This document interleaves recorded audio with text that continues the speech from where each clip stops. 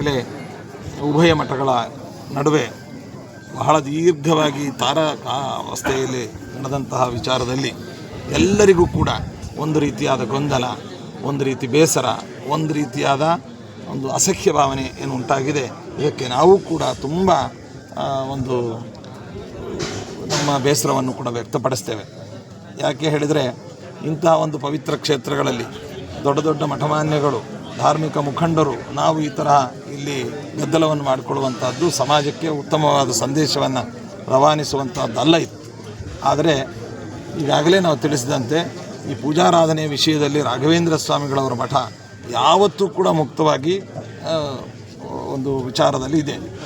ಇಲ್ಲಿ ಮಾತ್ರ ಅಲ್ಲ, ನವಬೃಂದಾವನದಲ್ಲಿ ಆಗ್ಬೋದು, ಯಾವ ನರಹರಿ ತೀರ್ಥರ ವಿಷಯದಲ್ಲಿ ಆಗ್ಬೋದು, ಇನ್ನಿತರ ವಿಷಯಗಳಲ್ಲಿ ವಿವಾದಿತವಾದ ಯಾವುದೇ ಪೂಜಾರಾಧನೆಯ ಸ್ಥಳಗಳ ವಿಷಯದಲ್ಲಿ ರಾಘವೇಂದ್ರ ಸ್ವಾಮಿಗಳವರ ಮಠ ಬಹಳ ಉದಾತ್ತವಾಗಿ ಸ್ಪಂದಿಸುವಂಥದ್ದು ಈಗಾಗಲೇ ಮಾಧ್ಯಮದ ಮಿತ್ರರಿಗೆ, ವೀಕ್ಷಕರಿಗೆ ತಿಳಿದಂಥ ವಿಷಯವಾಗಿದೆ.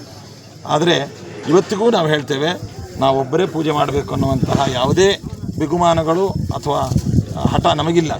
ಪೂಜೆ ಮಾಡುವಂಥದ್ದು ಎಲ್ಲರ ಒಂದು ಕರ್ತವ್ಯ ಮತ್ತು ಹಕ್ಕಾಗಿದೆ. ರೈಟ್ ಟು ವರ್ಷಿಪ್ ಇತ್ಯಾದಿಗಳಾಗಿ ಏನು ನಮ್ಮ ಸಾಂವಿಧಾನಿಕ ದತ್ತವಾದಂಥ ಅಧಿಕಾರಗಳಿದ್ದಾವೆ, ಅಂತಹ ಸಂದರ್ಭದಲ್ಲಿ ಯಾರು ಆ ಸಂಪ್ರದಾಯಕ್ಕೆ ಸಂಬಂಧಪಟ್ಟವರು, ಯಾರು ಆ ಗುರುಗಳನ್ನು ಆರಾಧಿಸುವಂಥವರು, ಅವರೆಲ್ಲರೂ ಕೂಡ ದರ್ಶನ ಪಡೆಯೋದು, ಅವರನ್ನು ಪ್ರಾರ್ಥಿಸೋದು, ಅವರನ್ನು ಪೂಜೆ ಮಾಡೋದು, ಅವರ ಸ್ಥಳಕ್ಕೆ ಹೋಗುವಂಥದ್ದು ಎಲ್ಲರಿಗೂ ಇರುವಂತಹ ಅಧಿಕಾರವಾಗಿದೆ. ಈ ನಿಟ್ಟಿನಲ್ಲಿ ನಮ್ಮ ರಾಘವೇಂದ್ರ ಸ್ವಾಮಿಗಳವರ ಮಠ ಯಾರ ಮೇಲೂ ಕೂಡ ಯಾವತ್ತೂ ಕೂಡ ಯಾವ ವಿಷಯಕ್ಕೆ ಕ್ಲೈಮ್ ಮಾಡಿ ಕೇಸನ್ನು ಯಾವ ನ್ಯಾಯಾಲಯದಲ್ಲೂ ನಾವು ಹಾಕಿಲ್ಲ. ಮತ್ತು ಹಾಗಾದರೆ ವಿವಾದ ಯಾಕೆ ಅನ್ನುವಂಥ ಪ್ರಶ್ನೆಯೇ ಮಾಧ್ಯಮದವರಿಗೆ ಮೂಡಬಹುದು. ನಮಗೆ ಅವರು ಕ್ರಿಯೆ ನಮ್ಮದು ಪ್ರತಿಕ್ರಿಯೆ ಅಷ್ಟೇ ಹೊರತು ನಮ್ಮ ಮೇಲೆ ಒಂದು ನಿಷೇಧವನ್ನು, ತಡೆಯನ್ನು ಅಥವಾ ಆಪಾದನೆಯನ್ನು ಮಾಡಿದಾಗ ಅದನ್ನು ಪರಿಹಾರ ಮಾಡಿಕೊಳ್ಳಲು ನಾವು ಅದಕ್ಕೆ ಮುಂದಾಗಬೇಕೇ ಹೊರತು ನಾವು ಯಾರ ಮೇಲೂ ಕೂಡ ವಿವಾದವನ್ನು ಹೂಡಿದವರಲ್ಲ, ಹೂಡುವವರೂ ಅಲ್ಲ ಅಂತ ಈ ಸಂದರ್ಭದಲ್ಲಿ ನಾವು ಹೇಳ್ತೇವೆ.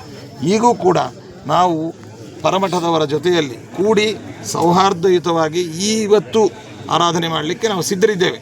ಈಗ ಅವ್ರು ಬಂದರೆ ನಾವು ಒಟ್ಟಿಗೆ ಮಾಡಲಿಕ್ಕೆ ಸಿದ್ಧರಿದ್ದೇವೆ. ನಾವು ಮಾಡಿದ ಮೇಲೆ ಅವ್ರು ಮಾಡಲಿಕ್ಕೆ ನಮ್ಮದೇನು ಅಭ್ಯಂತರ ಇಲ್ಲ. ಜೊತೆಯಲ್ಲಿ ನಿನ್ನೆ ದಿನ ಆಗ್ಬೋದು, ಮೊನ್ನೆ ದಿನ ಆಗ್ಬೋದು, ಯಾವುದೋ. ಆದರೆ ಪರಮಠದವರು ಮಾತ್ರ ಇನ್ನೊಬ್ಬರ ಜೊತೆಯಲ್ಲಿ ಸೇರೋದಿಲ್ಲ.